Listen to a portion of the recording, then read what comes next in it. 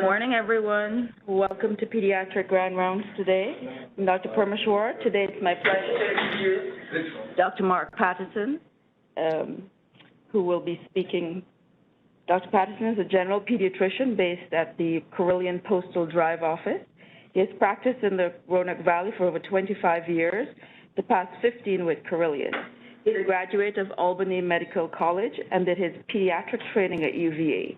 Following residency, he served in the U.S. Air Force, acting as the Chief of Pediatrics, Maxwell Air Force Base. Dr. Patterson has a special interest in pediatric sleep disorders and is the founder of the nonprofit Sleep Awareness Day for Naps. Could not be a cuter name. Prior to his medical training, he obtained his PhD in biochemistry from MIT and worked for many years in the biotechnology field. In addition, Dr. Patterson will be retiring in October, but we hope he will continue to come back to provide grand rounds, and he is always welcomed. Please join me in welcoming Dr. Mark Patterson. Morning. Thank you very much. Work things here. The last time I gave grand rounds was in March of 2020, and later that day, everything crashed and everything shut down, so there were no more live meetings until just recently. So hopefully this talk does not have the same effect. So we talk about pediatric sleep disorders because no disclosures at this point in time. The big thing with sleep in general is that even though we all participate in sleep and you spend a good part of your life in the sleep state, we really don't know much about it. And that's kind of the sad part of medicine here in 2021. It's still kind of this mystery thing that people close their eyes and kind of, disappear in the dream world, and you wake up in the morning. It's still really not clear what the role of sleep does in our lives, although clearly it's critical because all creatures and organisms do sleep. So it's important to do it, but we really don't know much about it. And it gets very frustrating, too, because, the medical schools, and unless you go into the sleep residency programs really don't talk much about sleep. They just maybe just a couple hours just to go to sleep during your entire career or educational career. And unfortunately, as a pediatrician, you get lots of questions about sleep because that's something that really bothers a lot of families when the kids don't sleep well, and it means the parents don't sleep well. So, this talk is sort of general overall talk of things to how to approach sleep problems when patients come to you or parents come to you complaining about sleep problems in the kid. The big thing is to figure out, is there really a problem or not? Because a lot of times, certainly the parents perceive it as a problem, and that's why they're addressing it to you. But the question whether it really is a medical problem or not, or there's something else going on. And a lot of times, parents have unrealistic expectations as far as what their children's sleep patterns should be like. I know, we routinely see little newborns when they first come in. We'll have, parents with a 1 or 2 week old complaining that the child's not sleeping through the night yet. And, that's very unrealistic, and you have to try and educate them as far as what the normal pattern is for kids. Like I said, a lot of times parents are unaware of what the norm is. This is from an article in Pediatrics back in 2003, and it kind of gives you an idea of, on average. So everyone's different as far as what sleep patterns are at different ages. It starts here, this is months up to age 12 months or 1 year, and then up to age 16. As you can see, newborns don't sleep very much, at nighttime, which is kind of, if you're in pediatrics for a while, you kind of realize that. Your nighttime sleep kind of peaks around age 1 year of age, then it kind of diminishes over time. So it's good to kind of get a grasp of what the norm is for kids when you're talking to parents, to give them some idea what really to expect when they come and complain that the child's not sleeping well. And it's important to know, too, is it really the child themselves is having the problem, or is the family that's having the problems? Because, like any medical problem we address, you have to really sort of get to the heart of the issue and find out what's going on. And it's important to even ask the question because a lot of times, there have been surveys that have shown that physicians tend not to ask much about sleep when you're in for your general physical exam. And even I'll ask, is the baby sleeping okay? And if they say no, then you're opening a can of worms a lot of times. So a lot of times people don't go down that path because they know they're going to have this big issue. So rather than saying, well, sorry to hear that, and moving on, you really want to address the issue. So it's important to ask about quality of sleep, because a lot of times parents don't know if it's a problem or not, or don't really have a problem. So by the time they come in to complain about something, it can be progressing for a long time. So it's important to really get to the heart of the issue that's going on with the sleep problem. And as we all know, parents and kids, or caregivers and kids interact all the time, and how that interaction occurs plays a tremendous role in sleep at times. You hear about parents who spend hours at night trying to get the child to go to sleep, and it really disrupts everything in their lives. So, and as a parent, you sort of wish to impose your will at times on a child to get them to do things you want them to do, and sleep is an important part. But of course, being an independent creature, the kids don't always pay attention to what the parents want them to do. And that can lead to a lot of anxiety and anger on the parent's standpoint. Think if the parents just sit and look at the watch and knowing that you have to be up in 6 hours, I need the kid to go to sleep, it can really add to the frustration and cause a lot of problems for them. And like with anything in medicine, it's important to get a good, thorough history and medical exam. So I'm going to address some of the questions, the general questions asked when you have parents come in and complain about sleep problems in kids. And it's important to know what the parents are actually doing, because a lot of times parents say, yeah, I go in and put them to bed, and then they're awake for 2 hours, and I'm going in every few minutes to talk to them. So it's important to really know what the parents are going through so you can try and hopefully modify their technique a bit. And one thing that's very helpful is to keep a sleep log or sleep diary, for the parents to keep a sleep log or sleep diary, because it's really hard to reflect back and say, 2 weeks ago on Thursday, this is exactly what I did, what the child did. Whereas you do it in a real-time fashion, then the parents come in to complain about things. We go over things with the parents. You have a chance really to see what's going on and see how long things are going on for. Because a lot of times, time can expand when your child's not sleeping or they're screaming in the middle of the night. So it can seem like they've been screaming for hours. In reality, it was 10 minutes. So it's really to document, factually what was going on. So sleep logs or diaries are critical in patients who truly have really big sleep problems. So, like I said, I'm just going over some general questions to ask to make sure what's going on. And the big thing, what's your normal bedtime? Because a lot of times that varies tremendously. When kids, particularly when the pandemic hit and everything was free-floating for the kids, a lot of, particularly the school-age kids are completely off their schedules, and the parents are trying to adapt to that. Find out what's going on before the kids go to bed at nighttime. Particularly, in the summertime, when a lot of kids are playing sports and activities, and they can go until right before bedtime. So they'll come running home, or during the school year, they'll come running home, try and get homework done, have dinner, and go out and do their sports things. So they'll be coming in, 10, 20 minutes before they're supposed to go to bed. So it's important to know what's going on, because it's really important to have that transition period going on. And again, this is where the sleep log comes into play as far as how long it takes to fall asleep. And to really sort of document, not just have the parents estimate or guesstimate what it is. It's important to know what the parents are going through, what steps are taken, so hopefully, like I said, you can modify the thing.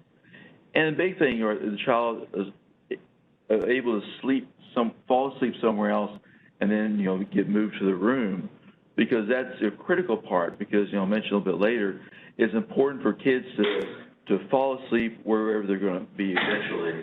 Otherwise, they fall asleep one place and wake up somewhere else. They'll think they teleported during the night or something. So it's important really to have the same consistent things, because normally, as you all know, you usually sleep for about an hour and a half very soundly when you first go to sleep. Then you wake up every hour or so, just kind of reassess where you are. And a lot of times we don't remember those wakings because everything's fine and you're safe, so you go back to sleep again. But if things are different, if you fall asleep one place, you wake up, you're somewhere else, and the people around you aren't there anymore, then that rouses you up more to try and figure out what's going on. So it's important to have the consistency and make sure they fall asleep in the same place where they're eventually going to spend the night. And what associations the kid have to fall asleep, because there are all these rituals that go on as far as, make sure, you have bath time, you brush your teeth, and get your pajamas on, and you read a story or you sing a song and something like that. So, these rituals go on. What things does the child need to associate before they fall asleep? And when the child wakes up at nighttime, what interventions are needed to try and get them back to sleep again? Are there any unusual movements or behaviors on the kid's part? you think of it, restless leg syndrome being an adult thing, it actually can play a role in kids' sleep too. And it's something that sometimes parents will complain about the kids being restless at nighttime. It's important to know, or, sleep talking and sleepwalking, I'll address that a little bit later. But what goes on at nighttime with a child, is supposed to be sleeping. And the child snores, because that's important to know too, because that can be an influence on how kids are sleeping. And snoring itself is very common in kids. Probably about 25% of kids do snore at nighttime. But if you find out they're snoring, you address that a little bit further, and I'll address that in some following slides. And what time does the child wake up in the morning? Like I said, when the pandemic hit and everything was kind of free-floating, a lot of times, things were completely off schedules. And kids do so much better with very much routines and very much schedules, as far as, same time you go to bed, same time you wake up in the morning, because that's where it helps them out the most. And unfortunately for parents, they usually don't work out very well, because during the school days or school week, they have to wake up at a certain time. But parents typically like them to sleep in later on weekends, on holidays, on vacation time, because it's annoying to the parents when they pop out of bed at 6 o'clock in the morning. And it's a holiday. But for the kids' standpoint, it's actually much better for their sleep quality to maintain the same schedule, 7 days a week.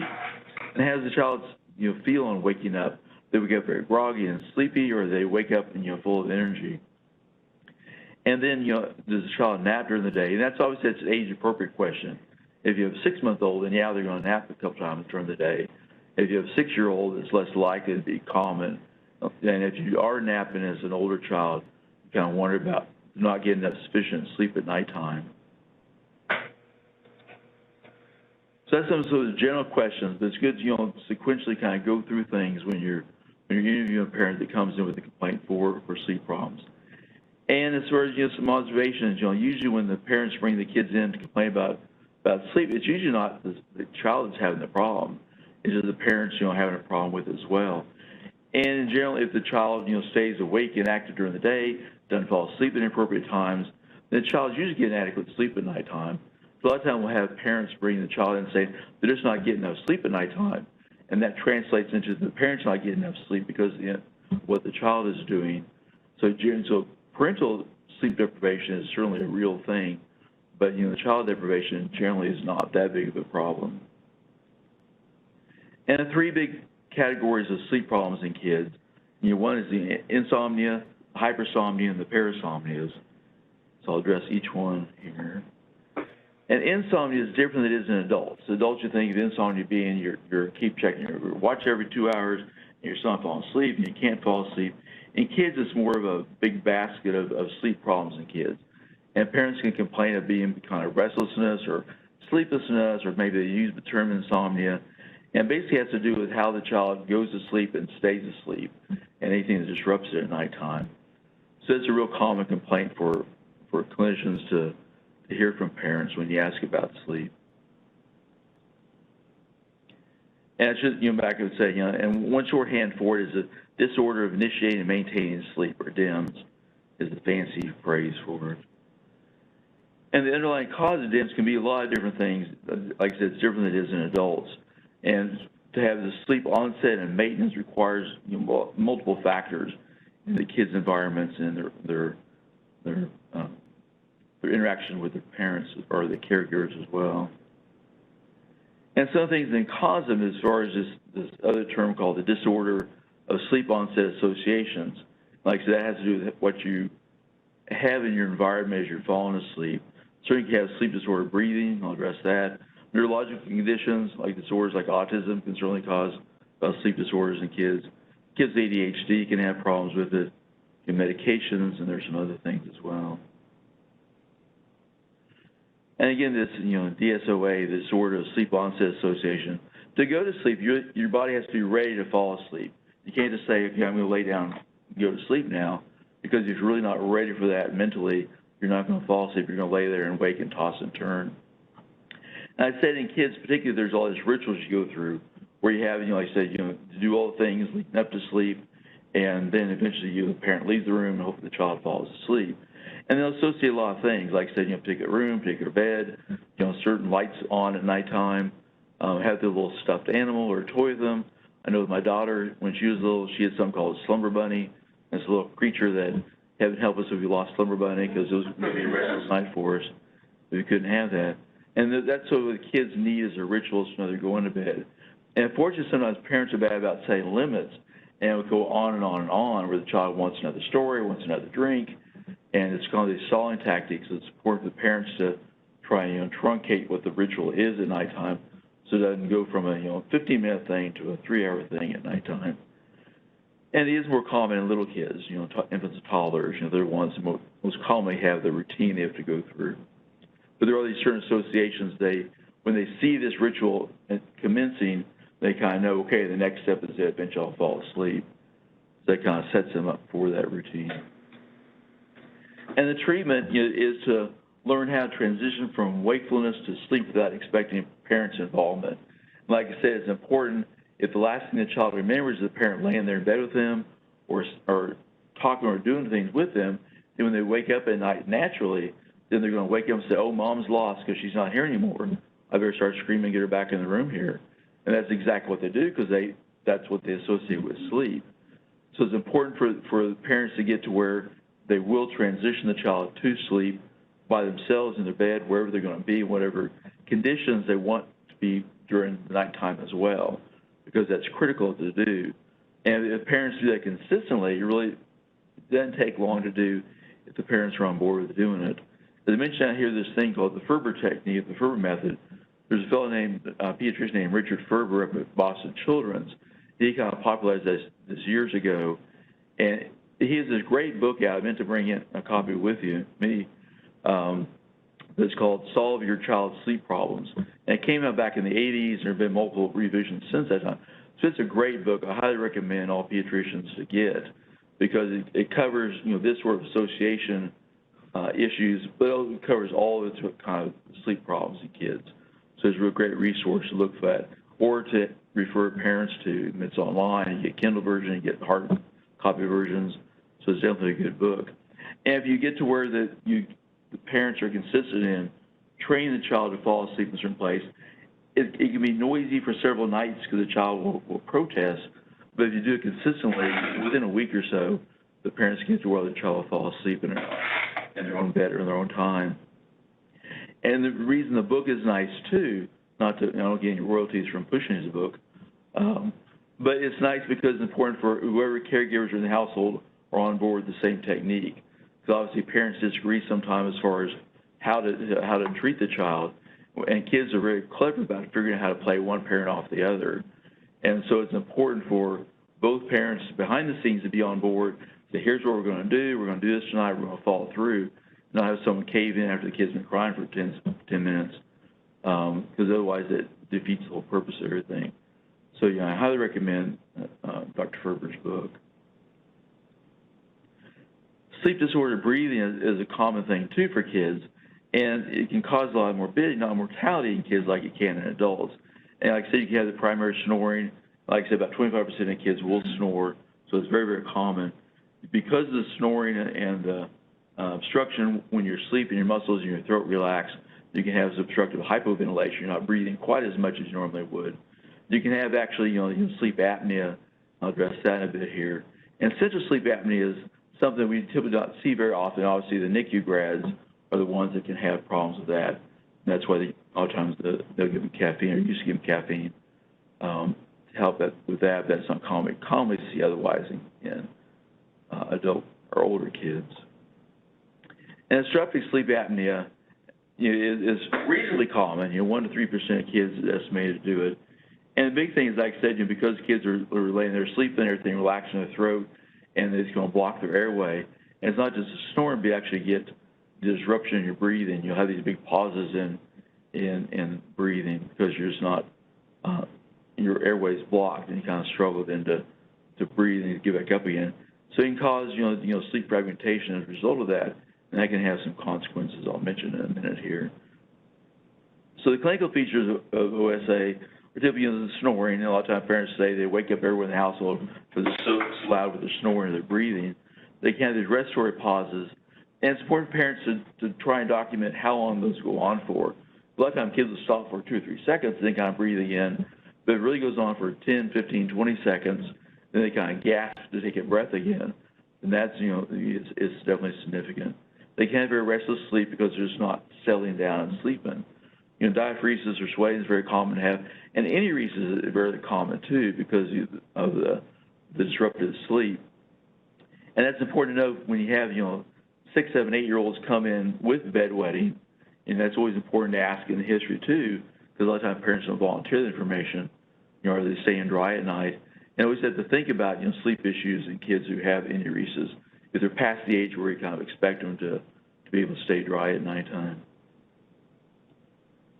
And the daytime consequence of OSA is that, obviously you're sleep deprived, so you're going to have excessive daytime sleepiness, you're going to do poorly in school, you're going to be just not staying focused on things, the headaches and behavior problems, and it can, it can mimic ADHD, and that's why, mentioned a little later, when the kids with ADHD come in for evaluations, it's important to see how they're sleeping, because a lot of times kids, it looks and sounds like ADHD, but in reality, they're horrible sleepers, and that's having the impact on it. And the good thing is that it tends not to have the excessive mortality that adults have. You don't get the congestive heart failure that you see in adults. And the treatment of OSA in kids is pretty straightforward. Do a tonsillectomy adenoidectomy, and it's both really safe procedure. The ENT folks do it with some regularity, and it's curative. You go in there and take out the obstructing lymph tissue, and then everything's fine. Once your airway's open and you have nice laminar flow and everything's fine, so it's not a problem. CPAP, or continuous positive airway pressure, works well. That's kind of the mainstay in therapy in adults. But unfortunately, kids are really bad about trying to wear CPAP at nighttime, as you can imagine. A lot of adults struggle with it too, but in kids, it works, but you just can't get them to do it typically. But tonsillectomy and adenoidectomy are kind of the way to go. So when you have the kids you think are having sleep apnea, it's important to refer to our friendly local ENT docs and get their input on it, so that can help out.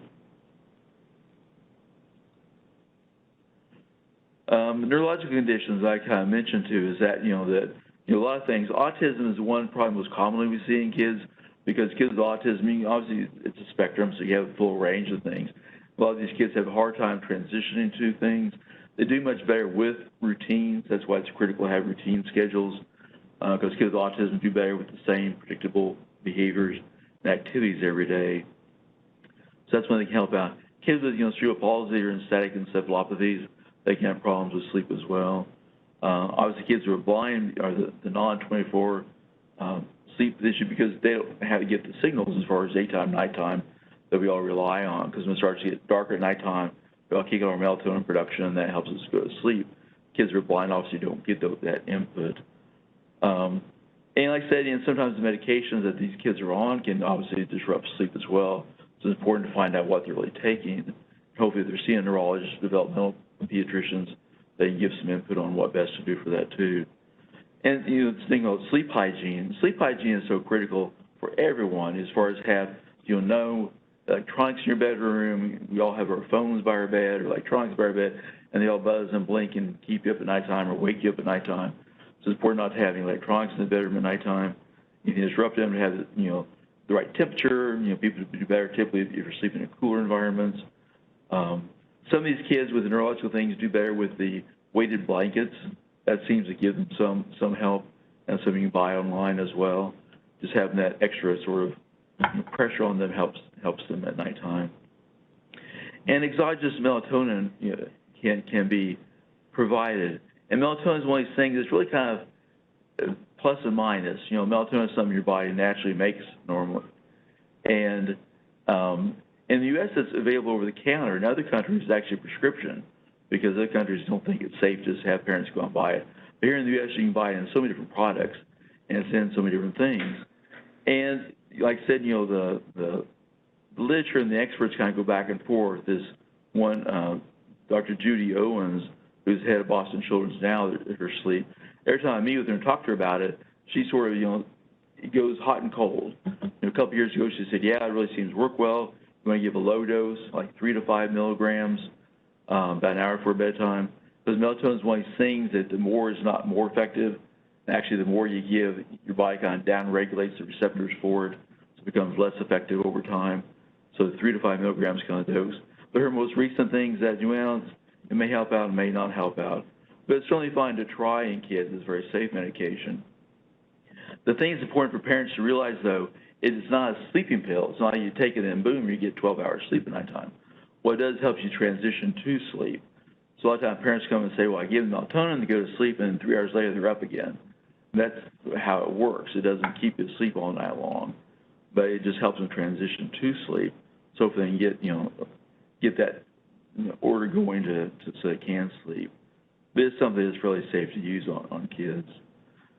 Kids with ADHD, they have a hard time, transitioning from wake to sleep as well. They have a hard time. They're very distractible. They're very impulsive.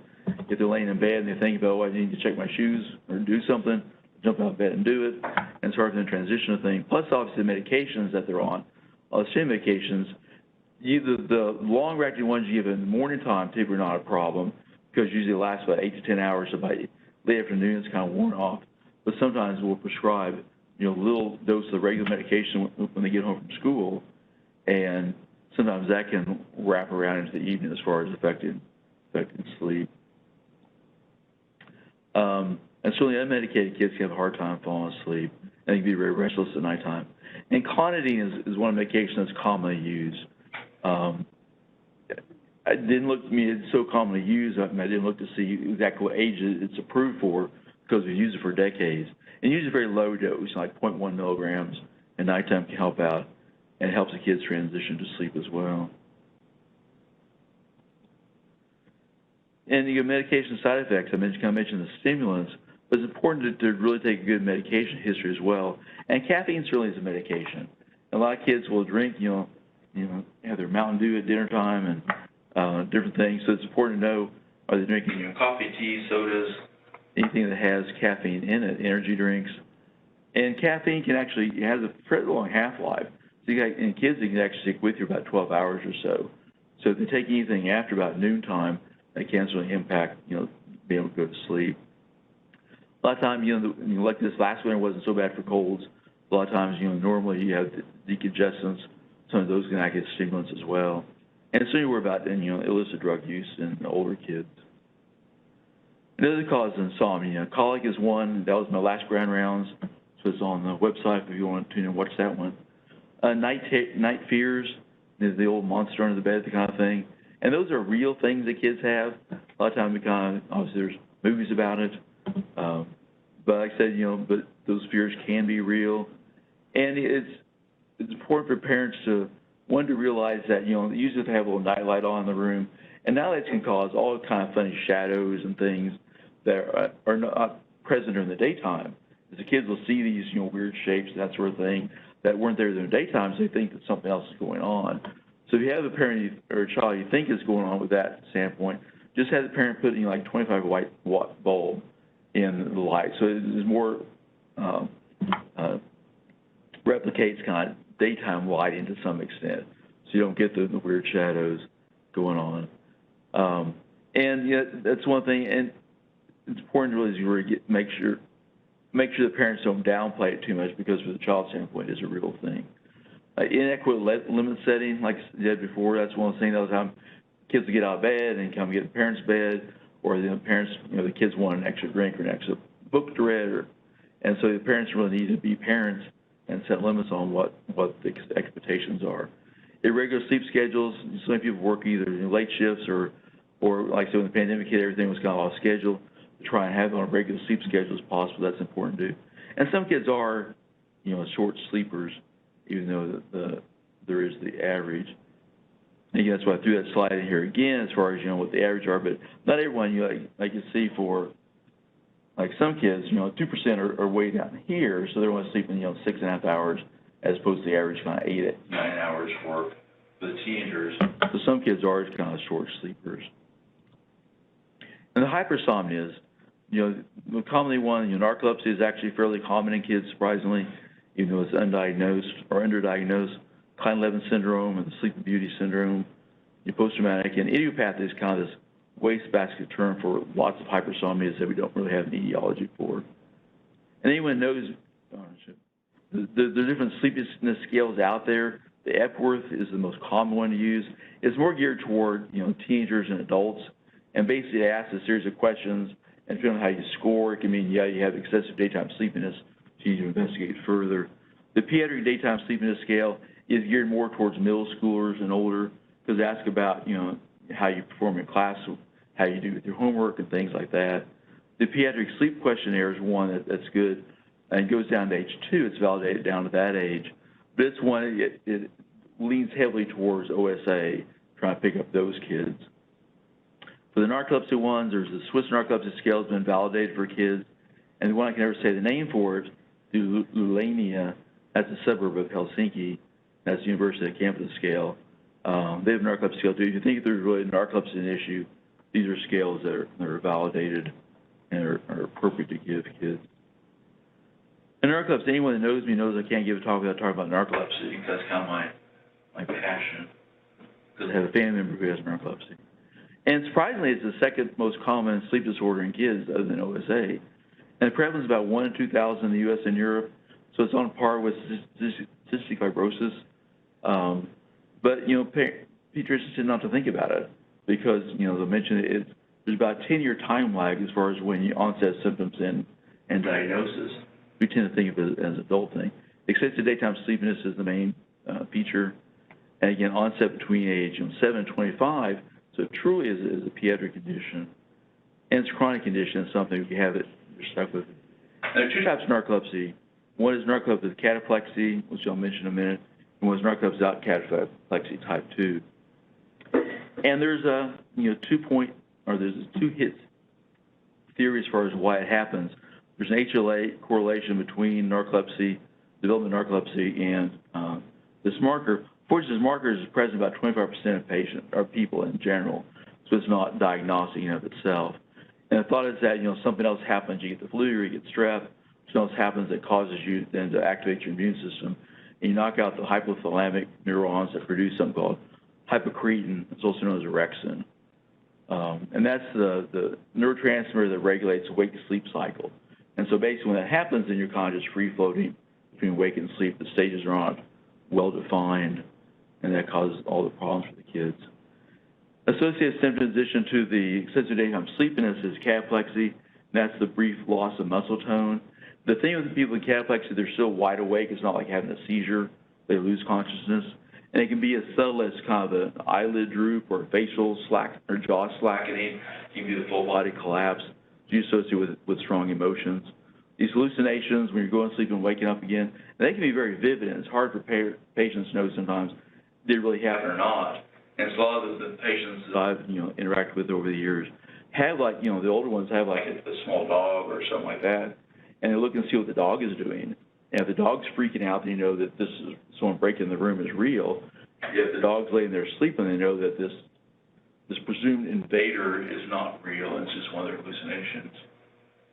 Sleep paralysis, you wake up and you're still paralyzed in your sleep phase, and that can be terrifying for people to wake up and not be able to move.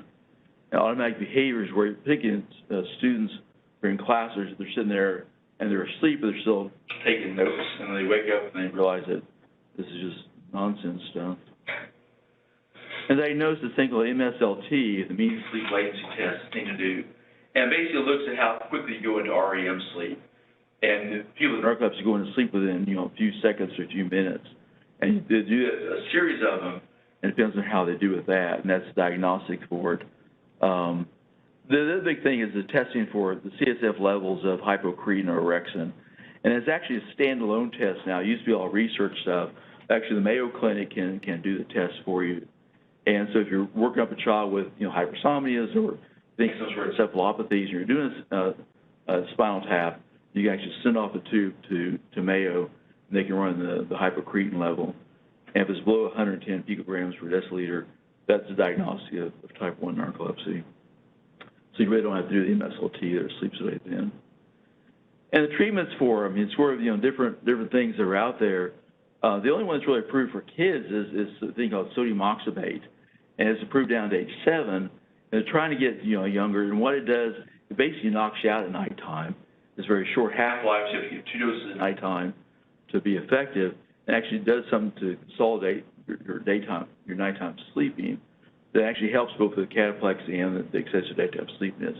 It treats both things. It's highly regulated. It's gamma hydroxybutyrate is what it is, or GHB, or the date rape drug. So it's very tightly regulated. So there's only one pharmacy that provides it in the U.S. But it's approved age 7 and up. And everything else is kind of off-label use. Obviously, the stimulants of use for kids with ADHD, amphetamine and methylphenidate and amphetamines, things called modafinil and armodafinil. They're enantiomers of each other. That's approved. Some of the newer ones, one called pitolisant, actually it's interesting. It works on the H3, the histamine 3 receptor, because that's why antihistamines make you so drowsy, because it sort of activates the histamine receptor or blocks it. And this actually works the other way, kind of activates it. So that was one. This one I can never pronounce right. The solriamfetol. That's a dopamine NE reuptake inhibitor. That's a newer one that works well. And a lot of these kids are diagnosed with depression because they are depressed. And a lot of times people start them on antidepressants like venlafaxine, and it actually helps with cataplexy for some reason. And so they get put on antidepressant, they seem to get better. So you think, oh, it's working. But in reality, you're only treating the cataplexy, you're not really addressing the underlying issue. So it's important to really figure out what's going on.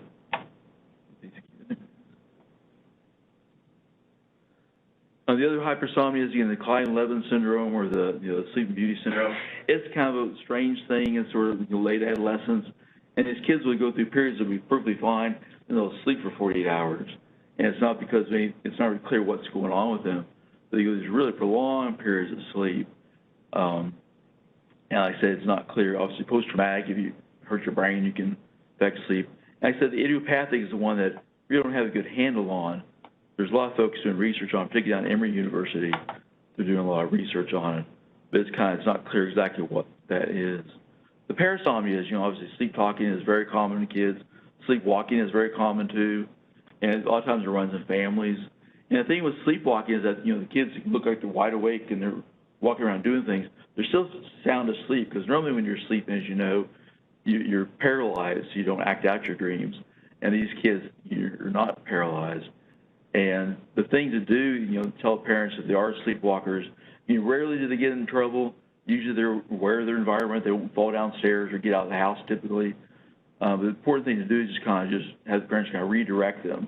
Kind of say, okay, let's go back to bed now, and kind of steer them that way. And if you do that, then they'll incorporate that into their dream state, and they'll go back to bed and go back to sleep. The problem is you wake them up is that then they're awake, and then you have to wait for them to get back to sleep again, and that's going to be disruptive. Teeth grinding is a real common thing for the kid. It drives parents crazy. It usually doesn't cause dental problems, but certainly if you have a child that has a lot of problems with teeth grinding, it's good to have the dentist address that. Nightmares and sleep terrors, those are super common.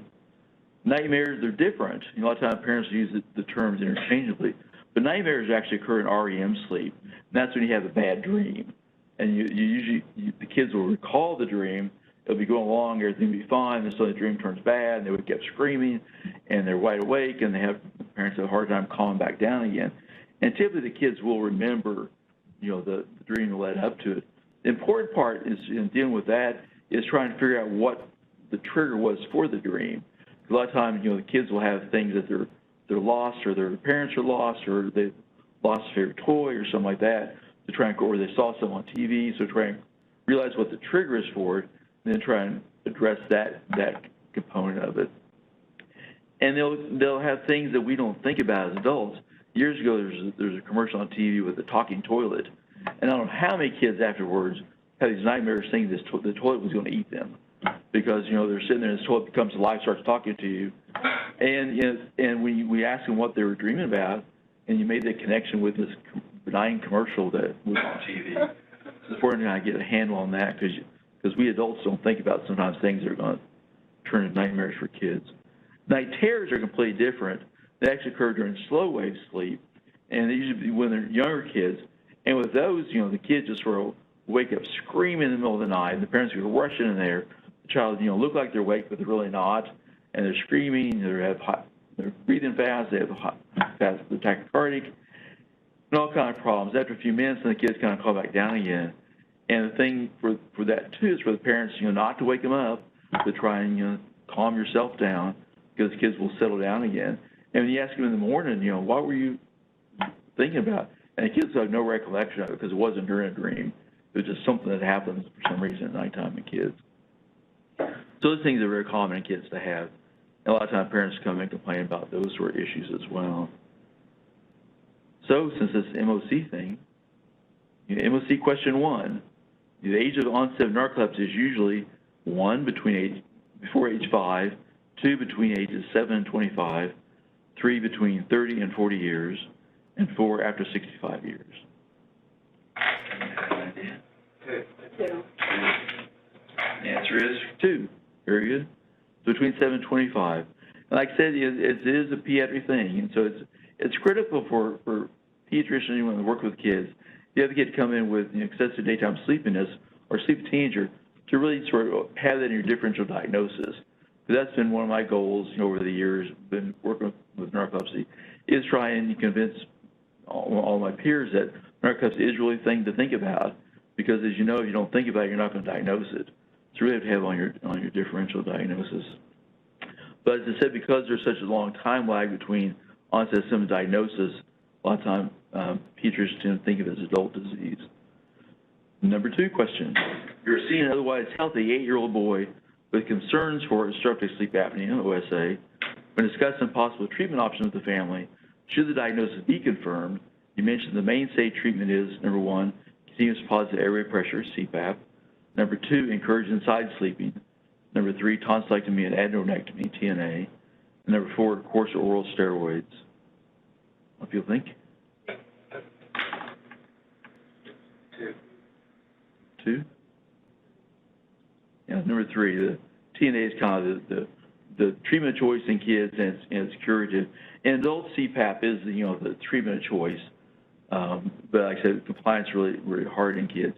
And certainly most of the kids who have problems with snoring or sleep apnea, usually the back sleepers, and when the mouth relaxes, the tongue falls back and blocks the area, so kids sleep on the side can't help, but it's not really the treatment of choice. And nasal steroids are sometimes used by ENT to try and diminish the hypertrophy of the tonsils and the adenoids. So that's one thing you can try before you do a TNA, but oral steroids really don't play a role in it at all. Very good. And all this is, there's nothing new under the sun or the moon, as far as sleeping kids. It was noted back in 30 AD that infants and children who are still of tender age may be attacked by wakefulness at night. And as Ralph Waldo Emerson said, there never was a child so lovely, but his mother was glad to see him asleep. Thank you.